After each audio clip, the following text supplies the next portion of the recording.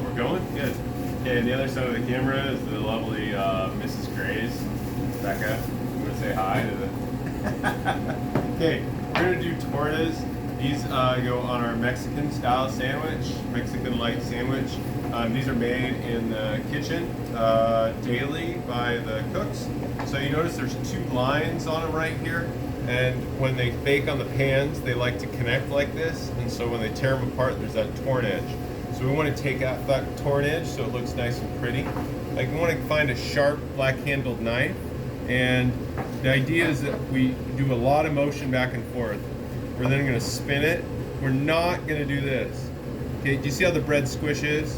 So when we do that, we end up with this strange, we'll end up with this strange concave section here that doesn't look very good. Whereas this one is nice and super flat, okay? So it's not this, it's slide back and forth. We're then going to take and put our hand on top and we're going to cut 1/3 for the top and 2/3 for the bottom. So you need to kind of back up from your cutting board. If you're over your cutting board, your knife will end up going like this, making these really strange shaped tortas. So we back up just a tiny bit. And notice I use the full knife, okay?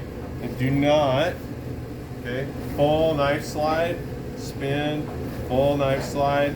I do not go and push through, okay? It tears the edge of the bread, it tears the center, and it's not as nice. So I got 2/3 of the bottom to support the meat, 1/3 on top.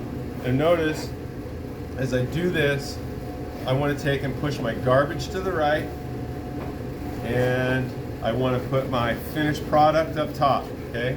I start with my stuff on the left. I push my garbage to the right with my knife, and I do this.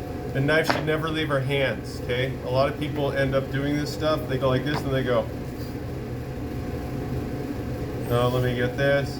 And it takes forever, okay? You should be able to blast through 5 packages of tortas, and I would say under 5 minutes.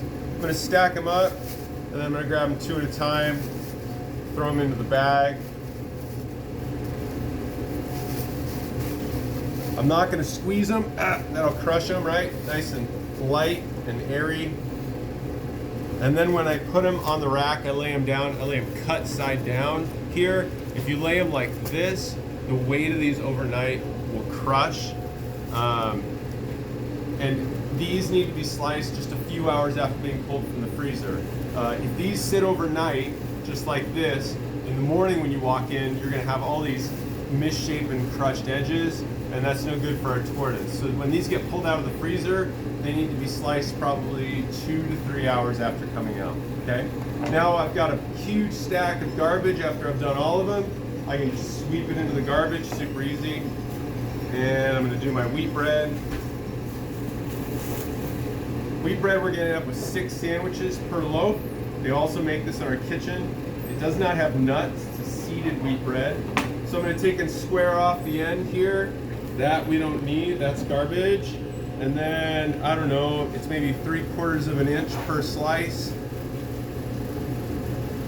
I do not want to do this. Oh, slice. Let me stack them up nice and neat.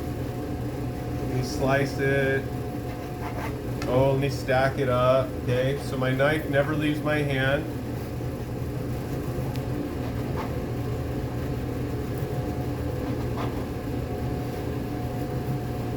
And this bread is totally fine to cut kind of semi-frozen.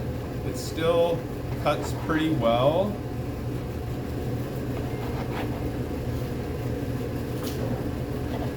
There we go. And now we'll count our loaves. 1, 2, 3, 4, 5. Oh, I didn't quite get there. I'm gonna get one more slice out of this guy. And boom, I got 6 sandwiches out. I'm gonna stand it up, slide my bag over the top, flip it over, twist, tie it, and done.